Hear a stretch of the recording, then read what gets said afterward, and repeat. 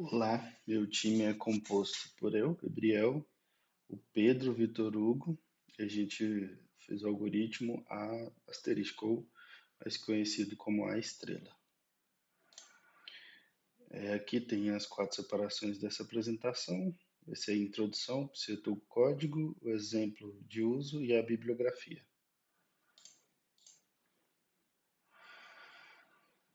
Introdução.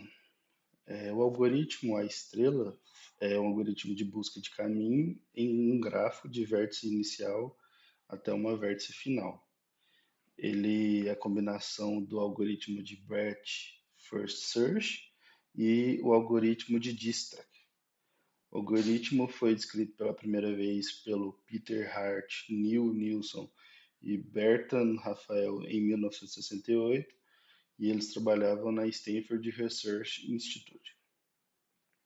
Ele foi criado como parte de um projeto Checkey, né, que tinha como objetivo criar esses robôs aqui da figura à direita. Um robô móvel capaz de planejar suas próprias ações. Ele é usado em muitos campos da ciência da computação devido à sua completude, otimalidade e eficiência.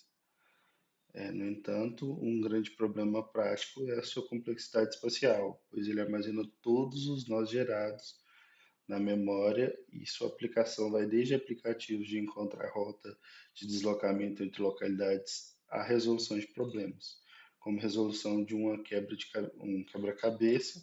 Ele é muito utilizado em jogos, como veremos a seguir. O exemplo de uso dele em jogos é o do World of Warcraft, que é o World of Warcraft 3.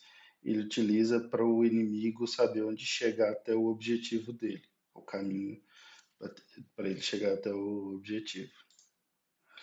Aqui tem um exemplo de pseudocódigo feito em inglês e aqui tem o funcionamento mais ou menos de como ele fica, como ele faz para achar o caminho mínimo. E aqui temos um exemplo de uma implementação em JavaScript, uma matriz 5x5, onde ele define as coordenadas de início e fim, a matriz, faz a função para encontrar o algoritmo usando a estrela. Aí ele define o caminho, chama a função para procurar o caminho passando o grid, onde ele inicia e onde ele termina, e se foi encontrado ele imprime o caminho, se não foi, ele imprime a mensagem de que não foi possível encontrar o caminho. E aqui tem a demonstração visual de como funciona. Por isso ele tem aquela ressalva de que ele registra todos os nós em memória. Todos esses nós aí são guardados em memória.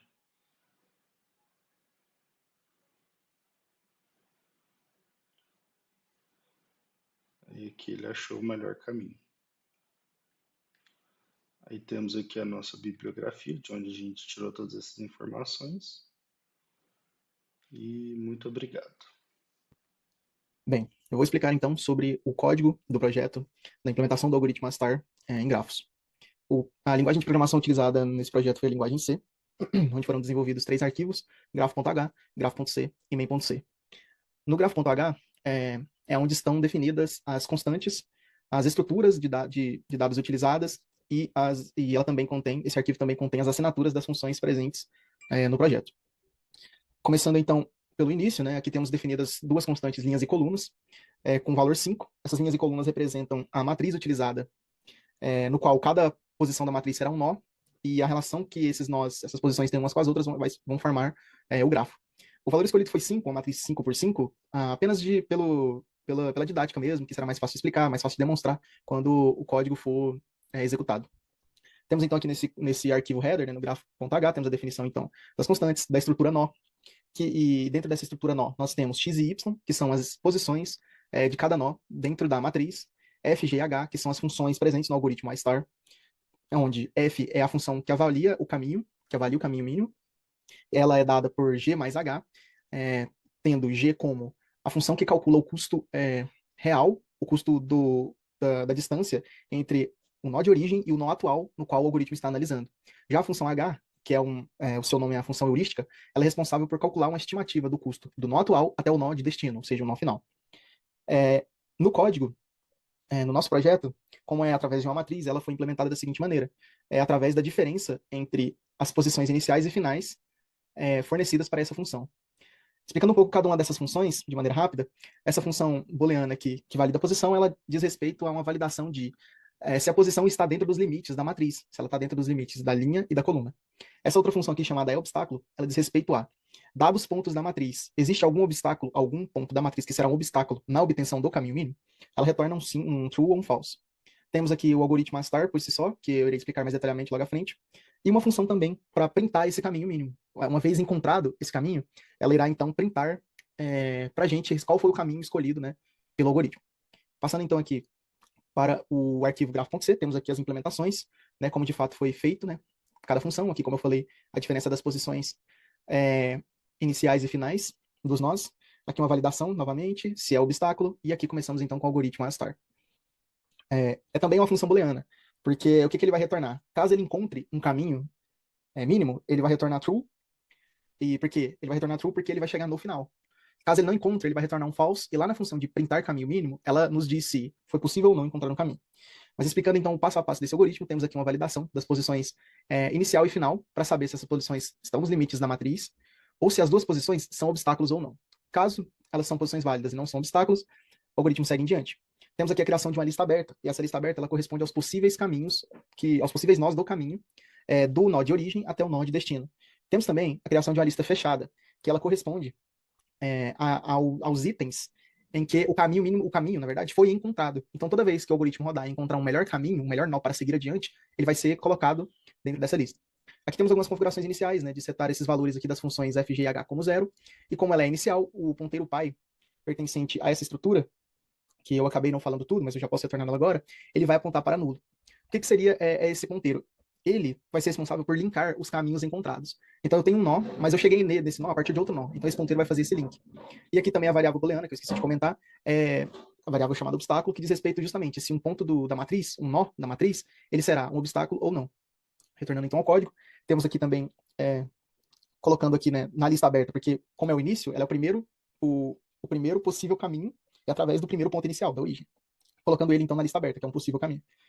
Passando então para frente, temos aqui então um looping para percorrer dentro dessa lista aberta, dentro dessa lista de possíveis caminhos, qual é o melhor índice. Mas o que seria o melhor índice? O melhor índice seria aquele em que ia identificar um nó dentro da lista aberta, no qual o valor da função f dele seja o menor. O que significa? Quanto menor o valor de f, melhor é o caminho, menor é o custo.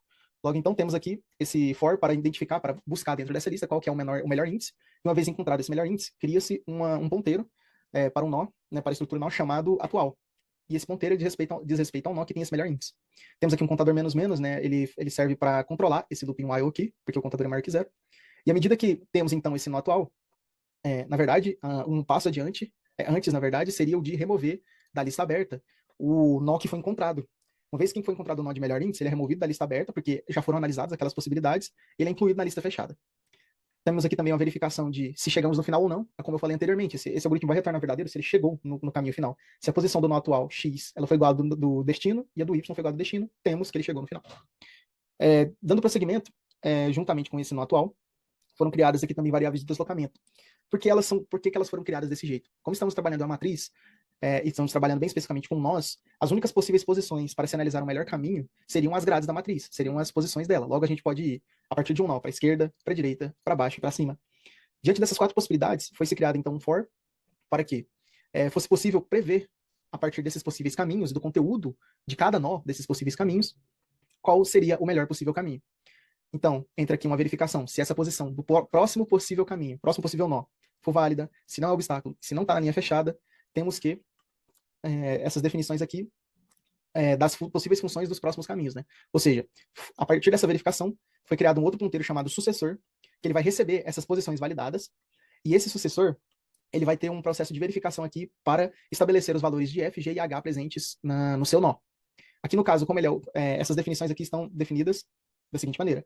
O Gzão, ele é dessa maneira, o atual mais 1, pelo fato de estarmos andando de uma casa só, ou seja, em uma grade da matriz. Então ele seria o atual mais 1. A heurística é justamente aquela função de estimativa, então ele calcula, e o Fzão, ele é a junção dos dois, né? A função que avalia todo o custo. Então, uma vez que temos esse nó, esse ponteiro para struct nó, chamado sucessor, com as posições dos próximos caminhos, nós avaliamos ele. Caso esse nó sucessor não foi visitado, ou seja, g é igual a zero, ou se o novo caminho encontrado ele é melhor do que o caminho anterior, do nó atual, o que eu vou fazer? Eu vou setar esses valores como os preditos aqui em cima. E eu também vou linkar o nó anterior, o nó atual, né, que eu estou analisando, com um possível nó da frente, que seria o nó sucessor. Uma vez essa linkagem, temos então que o nó atual ele vira um nó do caminho mínimo, e esse nó do sucessor ele passa a entrar na lista aberta para ser analisado de novo. Caso não encontre nenhum nó, nenhum outro possível caminho, nenhuma continuação, a função retorna falso. Passando então para o arquivo main.c, temos aqui a definição do grafo e uma parte mais interativa, onde a pessoa que está, o usuário que está utilizando esse código, ele pode definir quais pontos da matriz ele será um obstáculo ou não. E temos aqui a título de exemplo, novamente, nós escolhemos aqui o ponto inicial como coluna 0 e linha 0 e coluna 0, e ponto final como linha 4, coluna 4. E a função de printa caminho mínimo, como dito anteriormente, ela vai mostrar para a gente isso, como que esse caminho é feito. A título de exemplo, vamos simular essa matriz, onde a origem é na coluna 0, e como está lá, né, coluna 0, linha 0, coluna 0, e o destino é linha 4, coluna 4, onde esses são os obstáculos. Irei inserir, então, os dados, a execução, né? Digite a linha da matriz que será um obstáculo. Então, a linha será 1, coluna 1. Linha 1, digite a coluna da matriz que será um obstáculo, coluna 1. Deseja adicionar mais obstáculos? Sim. Então, vou repetir esse processo até isso aqui estar completo. Então, linha 2, coluna 1, sim. Linha 3, coluna 1, sim. Linha 1, coluna 2, linha 1, coluna 2, sim.